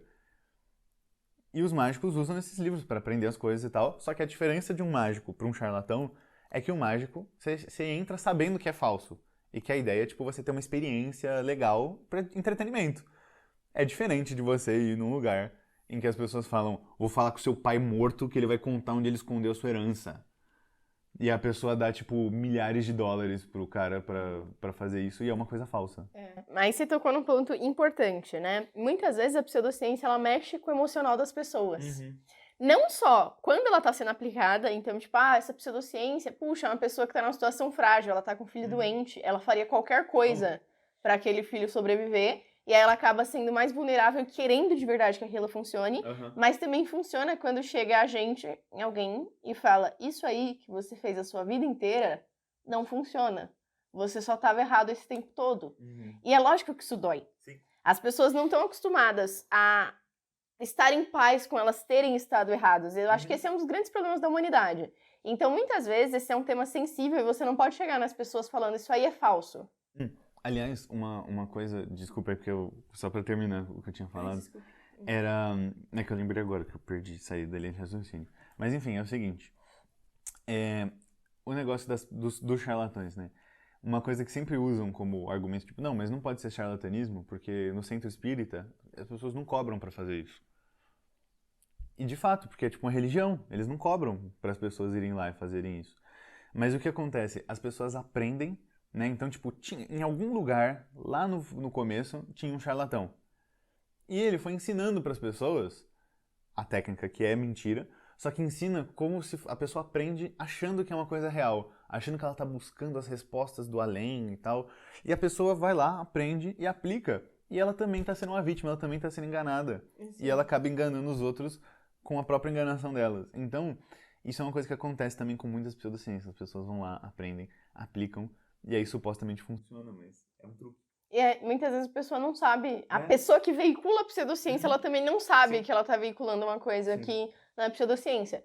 Porque, como eu sempre digo, Nós falhamos na educação básica, nós falhamos na alfabetização científica, nós falhamos como divulgadores e a gente precisa tentar mudar isso, porque é isso que acontece, a pessoa recebe a informação de uma forma acrítica. Exatamente. E esse é todo o ponto central. Só que, indo por esse lado, né, é muito doloroso você ter se empenhado tempo, você ter estado exposto, você ter divulgado, você ter feito várias coisas e aquilo não ser verdade, né? Isso faz com que algumas coisas parem de fazer sentido por um tempo. Então, a Natália Pasternak, ela fala do início da carreira dela de divulgadora, que ela era uma pesquisadora normal, e aí ela teve uma filha, e foi adicionada no grupo de mães do condomínio. E ela nunca foi muito ligada em divulgação científica e tudo mais. E aí, quando ela chegou nesse grupo de mães, um monte de pseudociência começou a ser vinculada. Por quê? Mãe recente é uma vítima muito fácil, porque elas estão extremamente preocupadas com a saúde do filho, vai atrás de tudo que pode ser necessário, tudo que pode faltar e etc. Isso é uma coisa natural. Então, elas são pessoas vulneráveis a esse tipo de coisa e é um grande antro de divulgação de pseudociências. Então, ela viu as coisas sendo divulgadas, ela ficou, assim, abismada. E a gota d'água foi quando ela viu aparecer mães anti-vacina no grupo. E ela foi lá e falou que isso estava errado, que a vacina funciona, que é assim, assim, assado. Explicou tudo pra elas. E elas falaram, nossa, sério, que coisa, que bom que você contou isso pra gente e tal. E ela pensou, puxa, que legal, né? Elas deram crédito pro que eu falei, entenderam a explicação. Aí ela começou a refutar tudo. Aí falou da homeopatia, falou da acupuntura, de um monte de tratamento pseudocientífico que apareceu pras mães, aproveitando o gancho. E aí tiraram ela do grupo. Então, existe sempre um risco enorme de você ser cancelado quando você fala de pseudociências, porque isso mexe com o emocional das pessoas, mexe com as crenças, mexe com a forma que elas foram criadas e mexe, sobretudo, com ego e vaidade. Porque ninguém quer virar e falar, pô, realmente, me faltou ali, né, um pouquinho de senso crítico num determinado ponto, me faltou olhar mais de perto. Né? As pessoas têm essa tendência de querer ser bem vistas, de querer ser estimadas para si e para os outros. Então, isso é uma coisa que fere. Então, isso é muito importante para um cientista, ele estar sempre disposto a estar aberto a estar errado, mas também é importante para as pessoas comuns, porque senão você só vai continuar ali incorrendo no erro. Só que eu entendo que isso seja uma coisa difícil, que não é só eu chegar e falar, pô, isso não funciona por causa disso, disso, disso, e a pessoa vai falar, pô, tá joia então, valeu. Cara, ela tá preocupada, ela tá indo atrás disso porque ela tem um problema. Então, quando a gente fala de pseudociência, você precisa ter um pouco de empatia, trabalhar um pouquinho, assim, o lado humano, quando você vai falar diretamente com alguém que usa as pseudociências e tudo mais. Em alguns casos, a pessoa só não vai estar aberta e pronto. Em outros casos, você consegue dialogar, né? Sim, é porque ser enganado é vergonhoso. As pessoas, elas sim, se acham isso menos porque elas foram enganadas. Então, elas são receosas a assumir que foram enganadas. Sim, isso faz elas caírem em autodescrédito, digamos assim. Tipo, puxa, como que eu fui enganada até aqui? Isso não pode ser verdade. Algumas das coisas têm que estar errado e não pode ser adiante, porque eu já fui longe demais. Então, isso é uma coisa a ser levada em conta. Então, você, divulgador científico, que estiver ouvindo esse podcast, tenha muito cuidado, né, na forma que você vai abordar esse tipo de tema com as pessoas. Porque isso pode só fazer as pessoas se fecharem mais e mais para o que os cientistas têm a dizer e vai fazer com que você não chegue em lugar nenhum. Você chegar e apontar o dedo na cara e falar, não, ó, você foi enganado, você é besta, isso não resolve, isso não adianta, isso não... não modifica nenhum dos problemas, só faz você ser um cara chato, grosseiro e descabido. Então, mesmo você que sabe como as pseudociências funcionam, não saia por aí sendo um cara chato, grosseiro e descabido. Eu me identifico como um cara chato, grosseiro e descabido e não é legal não, gente. Enfim, isso também é importante. Então, não é sobre o cientista querer estar certo, é sobre levar informação. Se você vai levar informação... leva de peito aberto para que a pessoa receba de peito aberto. Então, você ter tido acesso ao conhecimento de uma certa forma, você ter conseguido ter acesso à alfabetização científica e ter desenvolvido um pensamento crítico, não te torna melhor. Muitas vezes isso é uma questão de oportunidade. Então, isso é uma coisa que a gente nunca pode esquecer quando a gente está falando desse tema. E aqui no Brasil ainda é mais importante ainda do que em outros lugares a questão da alfabetização científica, justamente por muitas dessas práticas que a gente está falando serem validadas pela lei, né?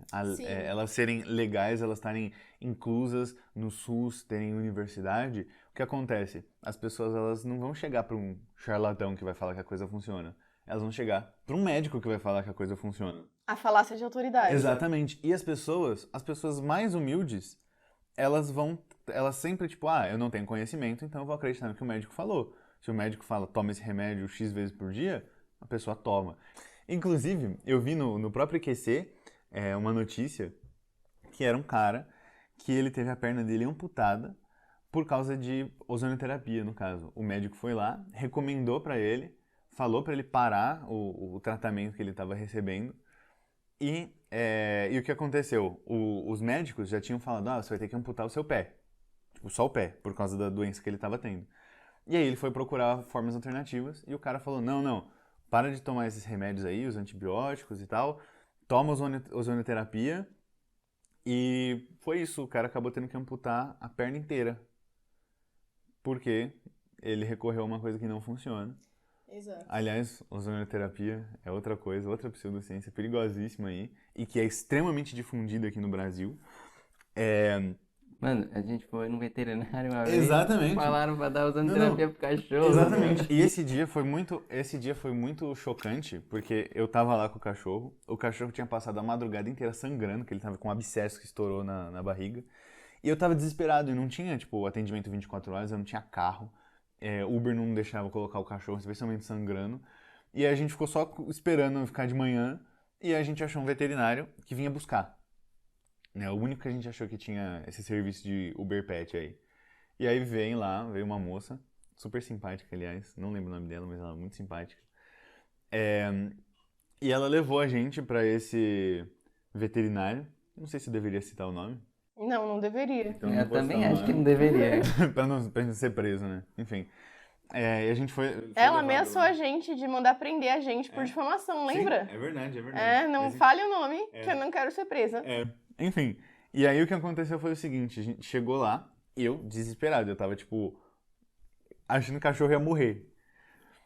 E aí, eles chegaram lá, limparam a ferida, não tem nenhuma reclamação dos atendentes, tá? Os atendentes foram ótimos, trataram a gente super bem. Limparam lá a ferida e tal, passaram um remedinho que tinha um cheiro engraçado.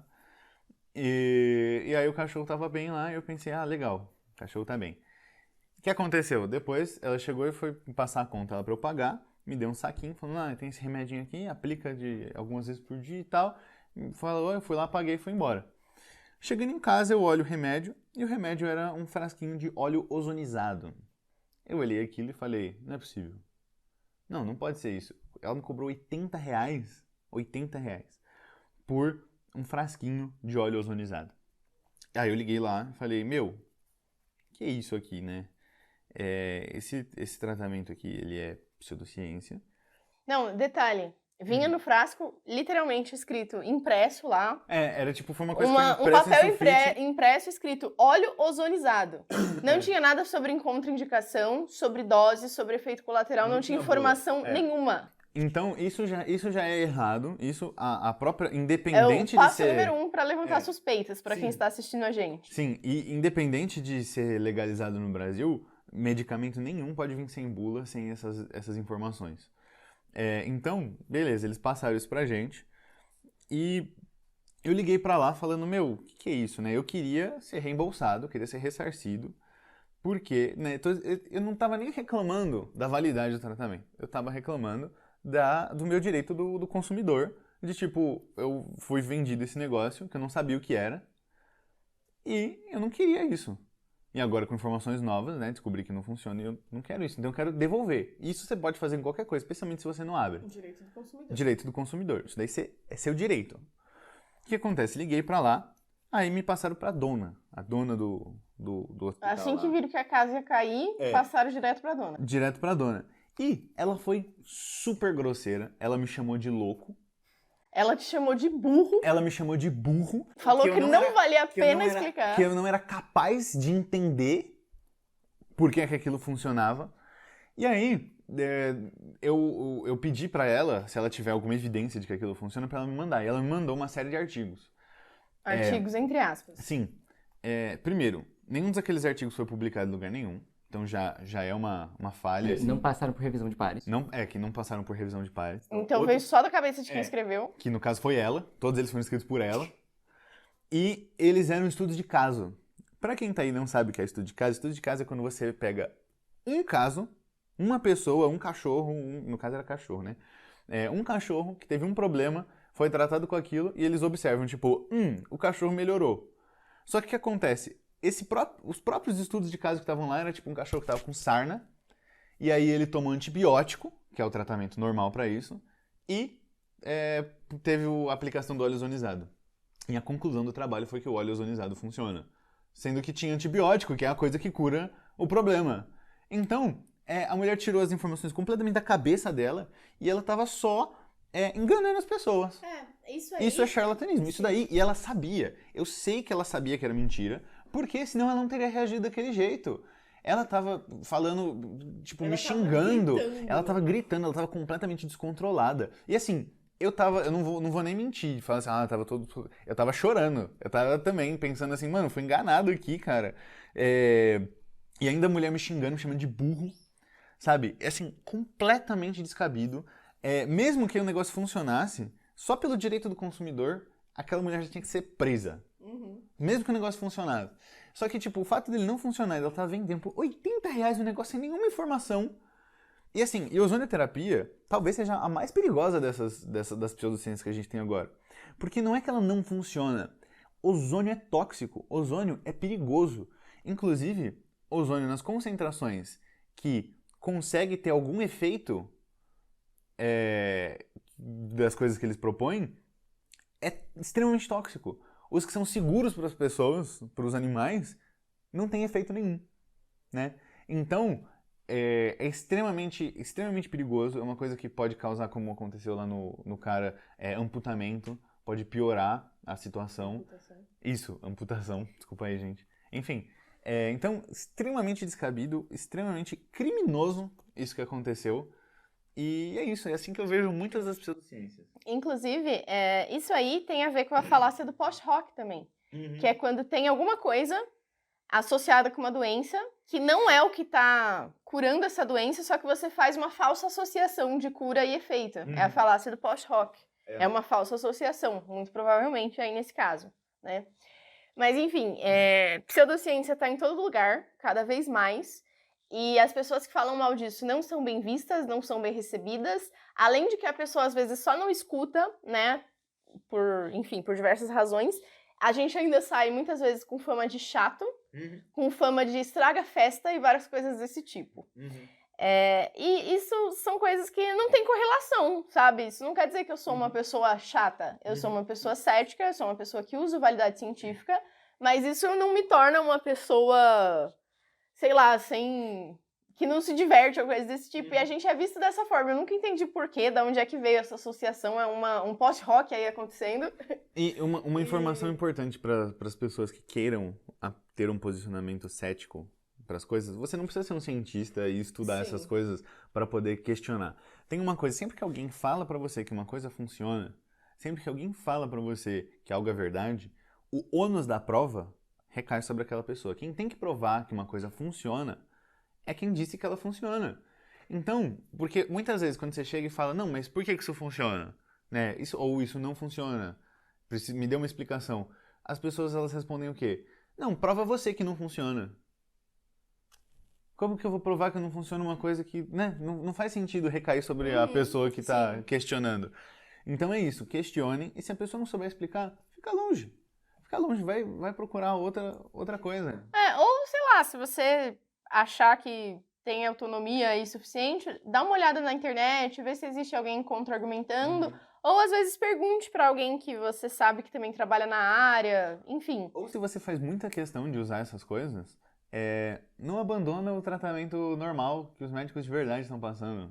Não faça isso. Isso é a coisa mais perigosa. E descobre como que faz e faz você mesmo também. Não dá dinheiro pra esses caras, não. Sim. Inclusive isso é uma questão também. Muitas das coisas que são pseudocientíficas, às vezes a pessoa que tá falando delas, ela fala assim, mas isso aqui é uma coisa complicada, tem que saber fazer, então eu não posso te contar como é que é. Só que muitas delas, o eu não posso te contar como é que é na verdade uma tentativa de impedir concorrência. Porque são coisas que muita gente consegue aplicar.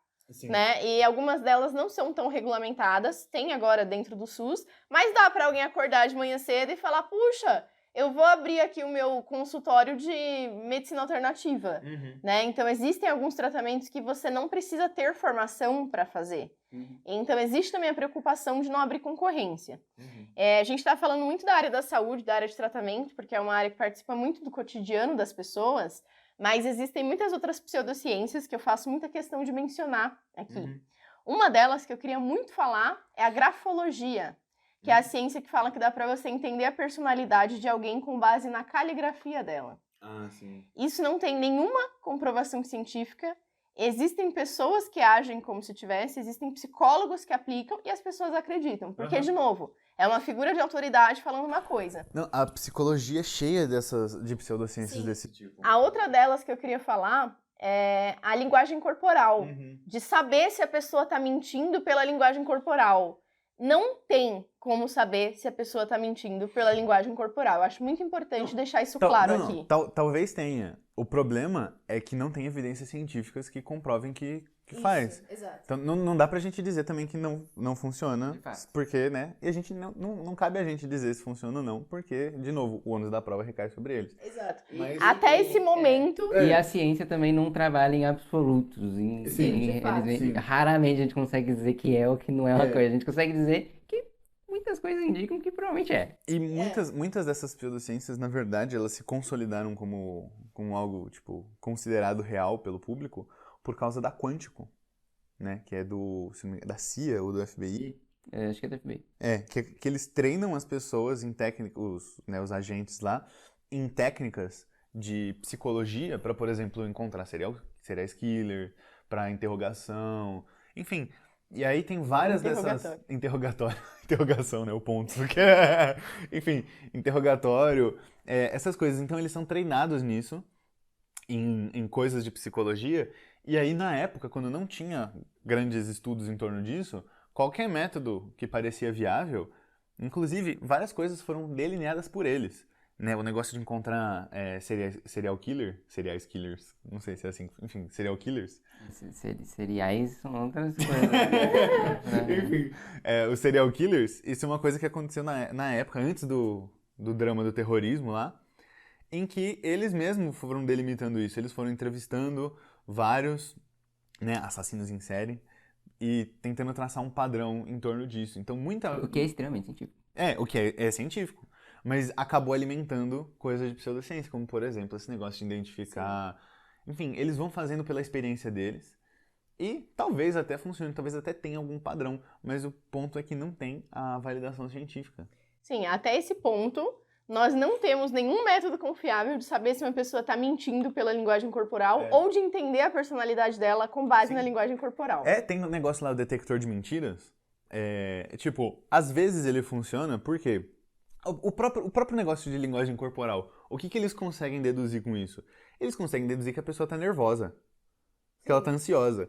E tudo bem, às vezes as pessoas ficam ansiosas quando estão mentindo, mas a pessoa pode estar ansiosa porque está sendo interrogada pelo FBI também, né? Então tem... E isso é muito engraçado. Muito provavelmente, né, falando nesse contexto de serial killers, é provável que as pessoas que não ficam nervosas sendo interrogadas são justamente os serial killers. Enfim, então existem vários vieses, não existe ainda um método confiável, nada que seja nem perto de 100%, muito pelo contrário, até esse momento, com os estudos que nós temos, não é possível saber se uma pessoa está mentindo com base na linguagem corporal dela, nem na letra dela, nem saber a personalidade pela letra. O máximo que a sua letra vai dizer é que ela é sua mesmo, porque cada pessoa tem uma caligrafia única, né, porque é a forma que ela desenvolveu essa habilidade. E é só para isso que serve, por isso que a assinatura em documento é válida, mas não dá para deduzir se a pessoa é confiante, se a letra dela é grande, ou se ela é uma pessoa introvertida por a letra dela ser pequena. Isso não funciona. E uma outra coisa que é muito interessante, que hoje em dia é muito consolidada e levada muito a sério, mas que não funciona bem assim, é a questão das teoria das inteligências múltiplas, do Howard Gardner. Então, a gente trata isso, né? Eu aprendi na escola, no meu ensino médio, a professora foi lá... Mês passado, eu assisti um seminário aqui na faculdade sobre isso. E, cara, isso não é verdade. Não é assim que a inteligência funciona, não é assim que essas coisas são separadas. Só que isso é amplamente aceito por um motivo muito simples, que é o fato de ser uma coisa inclusiva. Então, com base nessa teoria, todo mundo vai ser bom em alguma coisa e ter alguma forma de inteligência. Só que elas não são divididas assim, elas não são desassociadas e elas não podem ser medidas. Então é muito difícil de validar, tipo, uma comparação pra Como isso. que você mede o quão bom a pessoa é em relações interpessoais? Então é uma coisa difícil de quantificar, ela traz uns problemas de verificar isso. Pode ser que seja verdade, eu não sei, mas Mas não dá pra verificar. Então isso é Sim. uma coisa importante de qualquer hipótese, qualquer teoria. Sim, mas a psicologia, né, de novo, ela é cheia de pseudociências, ela tá, né, infestada aí. Não é tudo, né? Tem a neurociência nasceu da psicologia, tem coisas que são científicas lá. Mas tem muitas vertentes que acabam permeando esse meio e que O pai são... da neurociência é o Santiago Ramon Cajal. Enfim, e aí acabam permeando esse meio e se juntando e se aproveitando da validação do total para se promover. Um desses exemplos, que eu acho que deve ser o mais chulo, deve ser o pior, geralmente falam da psicoterapia do freudiana, né? A psicanálise. A psicanálise. Se você não fosse falar disso, eu ia falar. Isso, geralmente falam da psicanálise. Mas tem uma que eu acho que é mais escrachada ainda, que é a constelação familiar que eu mencionei, do Bert Hellinger. E ela é um ótimo exemplo de uma coisa que não só não funciona, como é perigosa, né? Porque... Não que a psicanálise não seja. Sim. Mas o Bert Hellinger, ele estava vivo até 2019, gente. Fiquei pasmo. Então tem muitos relatos que são, tipo, dele mesmo. O cara que inventou isso aplicando. E aí, a gente entra num problema muito grande, né? Que, assim, primeiro, que não tem evidência científica. Tanto não tem evidência científica que não é reconhecido, mesmo aqui no Brasil, ele não é reconhecido pelo Conselho Federal de Medicina, nem pelo Conselho Federal de Psicologia. Né? Nenhum dos dois reconhece isso como válido. Porém, ela acabou permeando num lugar até mais perigoso, na minha opinião, que é no sistema jurídico. Um cara que estudou com o Bert Hellinger, eu não lembro o nome dele, ele criou o tal do direito social, alguma coisa assim, que é justamente a aplicação da constelação familiar como evidência para resolver casos de disputas familiares. Sabe? Então, tipo, violência doméstica. E tem um problema, tem vários problemas, tem uma lista de problemas aqui na constelação familiar. A primeira delas, né, é que ele tá muito permeado pelos vieses do próprio Bert Hellinger, que é um cara que fez parte da juventude ariana, né? Ele era nazista.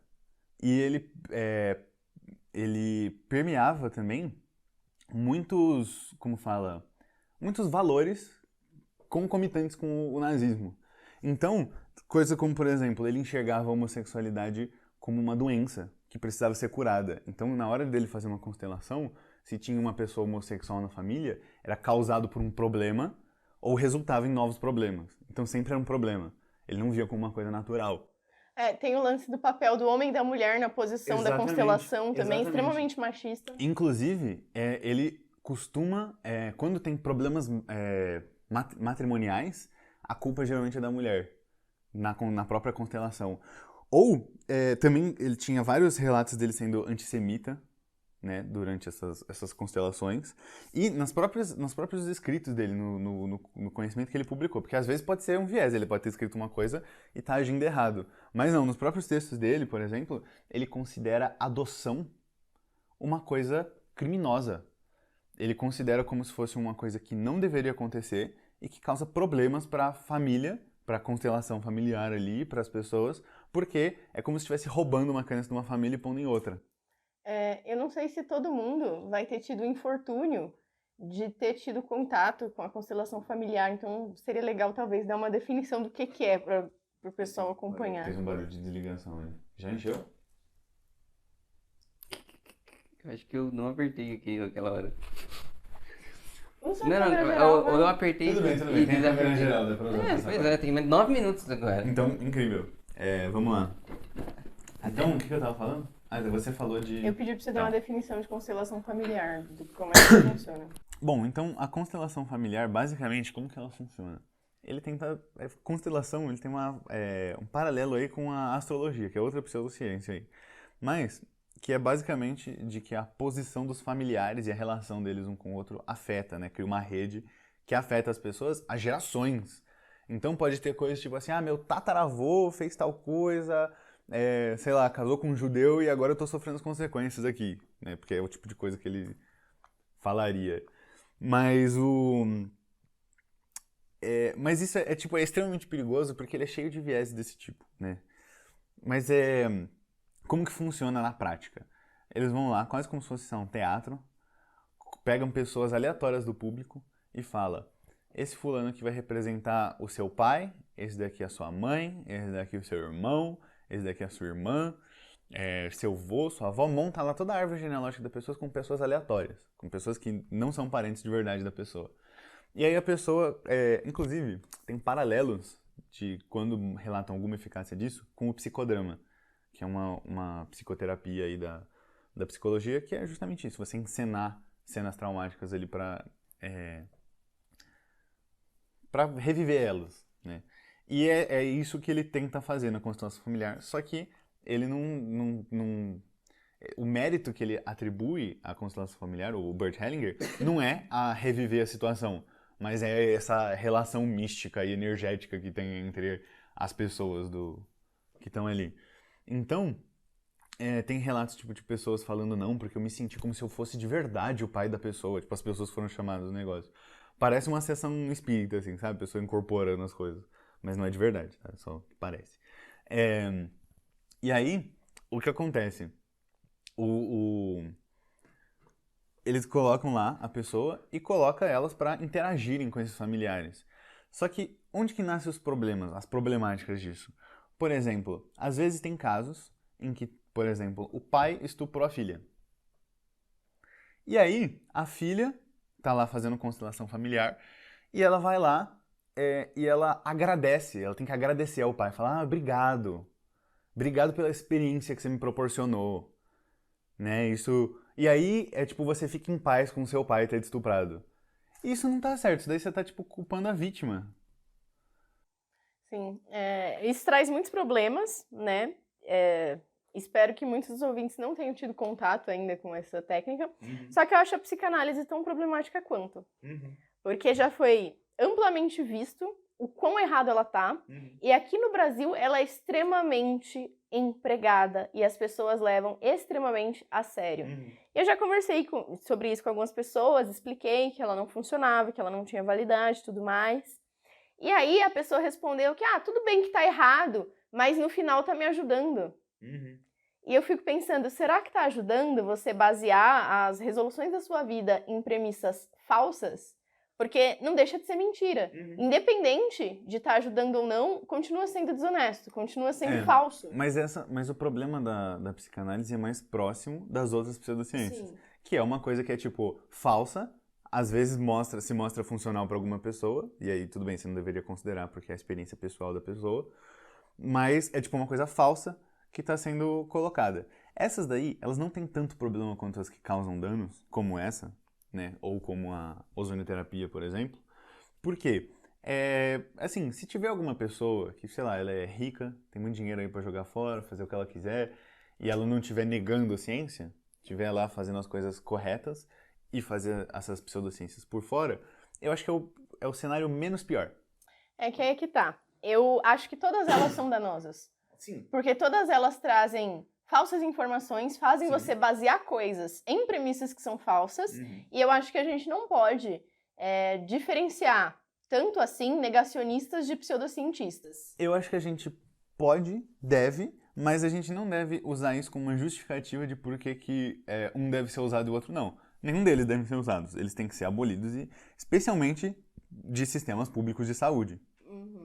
Mas, se você for fazer um juízo de valor comparativo, um com o outro, sim, um é melhor ou pior do que o outro. Mas isso não torna nenhum deles justificável. Exato, isso não torna nenhum deles de forma nenhuma justificável. Uhum.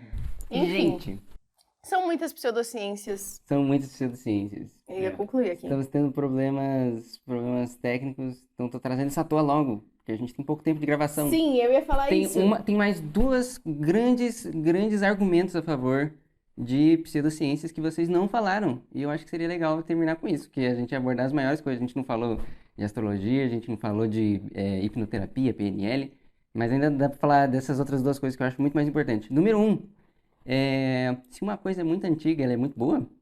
Se eu inventei uma coisa lá na China, antes de Cristo, isso necessariamente é bom. E uma outra coisa, beleza, não tem nenhum estudo que comprova que a coisa funciona, mas eu lá, o senhor índio, tô na minha floresta e eu tenho essa planta que ela cura mesmo as pessoas, ela funciona de verdade, só não tem nenhuma comprovação científica. E aí? E quando só ninguém ainda fez o estudo? Não necessariamente está além, mas só não fizeram. Isso a gente passou Qual é a vantagem de revisão de pares, de método científico, blá blá? Isso a gente teve uma discussão breve em um outro episódio com o Musa, né, do Jurassic Park, quando ele falou da medicina indígena, que é uma coisa, hoje a discussão não é tanto sobre se funciona ou não, porque o problema é um problema mais cultural. Então vem as pessoas, vêm lá e falam, a gente vai estudar para comprovar que funciona. Só que o que acontece? Eles comprovam que funciona, patenteiam, e aí os índios não recebem nada daquilo, apesar deles estarem usando E isso é outro problema. Isso é um problema da indústria, do capitalismo, e é outro problema. Mas se você pensar só em ciência, o ideal é você fazer essa validação, você pegar essas coisas e comprovarem, porque enquanto os índios, ou quem quer que seja, estejam usando aquilo, sem a comprovação, eles podem estar se expondo a riscos que eles desconhecem, né? Eles estão por uso empírico, eles estão vendo que o negócio funciona, né? Mas pode ter coisas ali que são prejudiciais a longo prazo. Enfim, isso remove riscos para eles e para as outras pessoas. Mas, de fato, isso tem que ser secundário ao negócio de, destruir a cultura deles, de destruir o acesso que eles teriam a isso. E uma outra coisa também, que tem uma chance de funcionar, e funcionar só neles por algum motivo. Porque, sei lá, eles podem ter menos variação genética, porque um grupo menor de pessoas pode funcionar só neles, porque só eles têm uma dieta específica daquele lugar que não necessariamente se aplica a gente. Então, esse tipo de fatores seriam isolados no estudo científico. Exatamente. Isso é uma coisa importante da gente deixar claro aqui, que de forma nenhuma a ciência quer invalidar um conhecimento popular, muito pelo contrário. Quando ela pega para estudar é na intenção de validá-lo, né? Não é porque é um conhecimento popular, porque eles viram, né, empiricamente que aquilo funcionava, que quer dizer que não vai ser válido, muito pelo contrário. E isso é interessante, que o estudo serve justamente para a gente mostrar que funciona porque funciona, né? E se isso é extrapolável para outras populações ou não, como o Vabi colocou muito bem. Mas uma questão que isso abre margem, que é uma margem extremamente perigosa também, é quando as pessoas começam a aliar isso com a falácia do natural. De achar que as coisas funcionam ou são melhores porque elas são naturais e não produzidas em laboratório. Quando existe uma erva, uma planta medicinal que está sendo usada por uma tribo e ela funciona, não é porque ela é natural. Ela funciona porque ela funciona e é isso que é visto no estudo. E os compostos, eles podem funcionar igualmente, sendo sintéticos ou vindo a partir das plantas. Inclusive, muitas vezes o sintético ele tem uma vantagem de você pegar só a parte importante da planta para aquela doença, né? Enquanto que num chá você está ingerindo outra substância junta, porque você não consegue isolar cada parte da planta. Então isso depende muito da concentração de componentes de cada planta para você saber fazer o chá e tudo mais. Então o conhecimento indígena ele é extremamente válido, né? Quando ele funciona, ele pode ser testado pelo método científico, mas ele não deve ser de forma nenhuma retirado desses povos indígenas. Isso é uma coisa legal de mencionar. E deixar claro que ele funciona, porque aquilo veio de uma experiência empírica. Eles pegaram e viram que funciona, e não porque é natural, e não porque está, né, vinculado a uma tribo. É um conhecimento deles, válido, assim como vários outros, né, conhecimentos que sejam estudados também. Pois é, cianeto, né? Cianureto é natural. Não é? Sim, a outra questão que o Vabi comentou é sobre as coisas serem milenares. Isso geralmente é usado de argumento. Então, quando a gente fala, principalmente da acupuntura, que é uma pseudociência, muita gente fala, nossa, mas isso é praticado há muitos anos, é feito há milhares de anos. Sim, existem várias coisas que foram feitas por muitos anos e isso não torna elas certas. Eu acho engraçadíssimo quando usam isso como justificativa para uma coisa funcionar. Nossa, porque é um conhecimento milenar, tem mais de 2000 anos aí que as pessoas usam. Ah, sim, né? Eu devo confiar nessa coisa que foi inventada antes do saneamento básico, antes do acesso à saúde, né? Eu vou confiar nisso Não faz sentido. Isso pra mim é quase uma justificativa de por que aquilo não deve ser usado. Quer dizer, existem várias coisas, né, que são muito antigas e que funcionam, só que também existem as que são muito antigas e que não funcionam. Então a gente tem que pegar uma coisa antiga, aplicar método científico e ver se ela permanece válida ou não. Sim. Existem muitas coisas que foram feitas há muito tempo atrás e que são válidas até hoje.